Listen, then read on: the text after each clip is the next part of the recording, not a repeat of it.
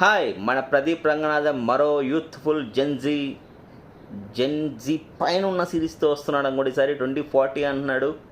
ఎలా ఉంటుందో తెలీదు. తీస్తోంది విఘ్నేష్ శివన్. మన నయనతార గారి భర్త. ఆయననే నాన్ ద రౌడీ సినిమా కూడా తీశారు. చాలా చాలా బాగుంది అప్పుడు. ఆ తర్వాత ఆయన తీసిన సినిమా ఏది కూడా నాకు మైండ్‌కే రావట్లేదు. ఎందుకంటే అంత గొప్ప సినిమా తీయలేదు ఆయన. ఆ తర్వాత ఇది తీస్తున్నాడు లవ్ ఇన్సూరెన్స్ కంపెనీ అని చెప్పి ఇది ప్యూర్లీ జెన్జీ.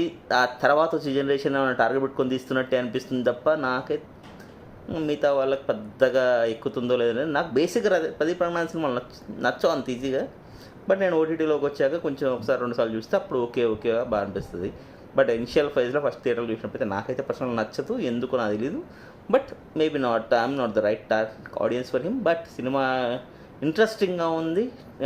టీజర్ అయితే చూద్దాం, మళ్ళీ ట్రైలర్ అదంతా వచ్చాక చూద్దాం ఎలా ఉంటుందో. But all the best for the team.